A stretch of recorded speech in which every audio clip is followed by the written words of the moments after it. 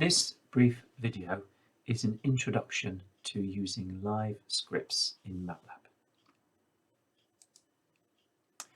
So I've created some live scripts for you to make use of Matlab a little bit easier.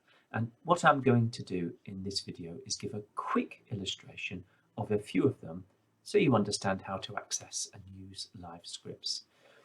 If you want any of these scripts, I will create a zip file which will be on Blackboard under the Notes tab, and I will also put a folder Learning Matlab on the X drive. So here's a summary of the live scripts I've generated for you. So you'll see, starting from the basics, things like plotting, solving ODEs, doing Laplace transforms, transfer functions, partial fractions, step responses, and closed loop analysis. So let's go to Matlab and see how do we access them.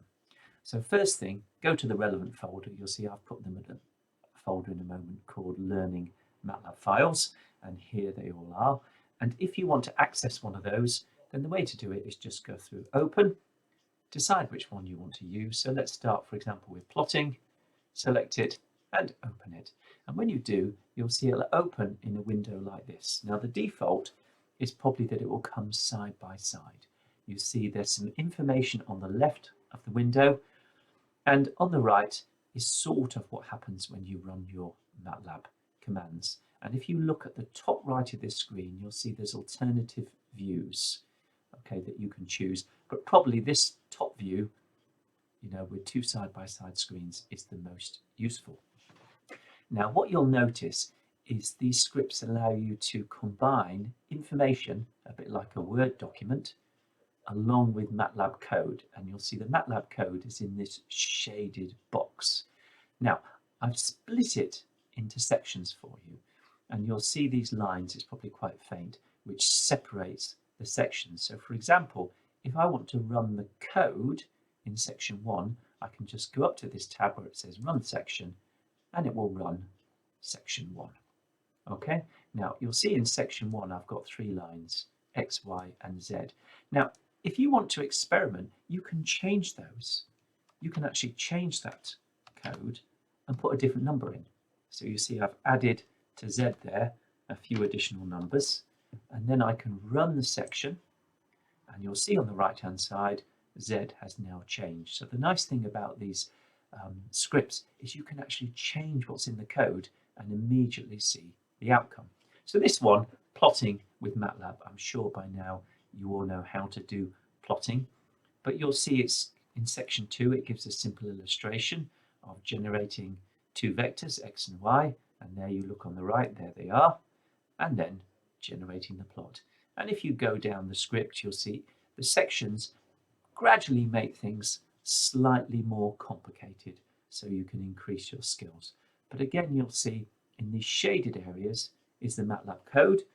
At the moment in section 3, f is defined as sine 2 times x plus 3. But if that's not what you want, you can change that. It's not sine 2 times x plus 3, but that plus 4.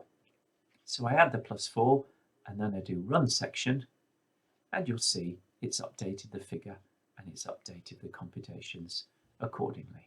So the nice thing about these script files is that the Matlab code is already there, and you can just update the outputs by running the run section button. Now, what are the other files I've done? So ODEs with Matlab, and you'll see again it's quite nice because you actually can put some of the equations in here so that you can see the context. So here I've managed to show, here's an nth order differential equation, set up some basics, and then go down to section 1, and it goes through some examples of solving ODEs with the corresponding Matlab code. And you'll see the nice thing is you can see the equation here where it says example 1, you can see the equation, and then below you can see the code used to solve that equation. And then if you move across to the right, you can see the solution over here in the right hand screen. Okay, again, if you want to change the numbers, I could change that 4, for example, change it to 5, run the section, and you'll see it updates the solution on the right hand side. So you'll see there's the ODEs file. If you go on down, does second order ODEs, which you might find useful in the future, and indeed higher order ODEs at the bottom. Okay, I don't want to save that. Okay, partial fractions. So you'll see I've got a file here which goes through how you do partial fractions in Matlab. And again, you'll see the nice thing is you can actually include the mathematics here of what's going on and then illustrate the corresponding code underneath. Okay, so hopefully that will make it a lot easier for you to understand how Matlab is working in order to solve the mathematical problems that you've got. So that's partial fractions. You'll see there's one on Laplace transforms. So basically, how do I do Laplace? And also inverse Laplace. And you'll see, again, all the solutions are appearing on the right-hand side. Now, if it's not clear, what I've done on the right-hand side is whenever there's a new section, so here, for example, you can see section 4, so you can identify what on the right-hand side goes with section 4. You'll see I've put below is section 4, so that you can see the separation between the code. And you'll notice up here, below is section 2, and here below is section 3. So you can see where the output goes with the different bits. Okay, so there you've got Laplace transforms, and indeed if we go back, step responses is one of the ones which people tend to struggle with a lot. So if we go open, look at step responses with Matlab, and there's the file. Okay, again split into sections, and you'll see it steps through basic operation of using step. So that's section 1.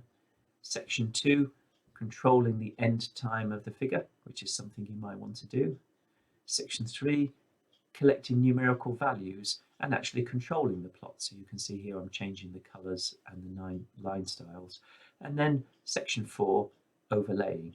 And you'll see at the bottom there's some examples of some overlay plots. But all the time you'll see the corresponding code in these shaded boxes.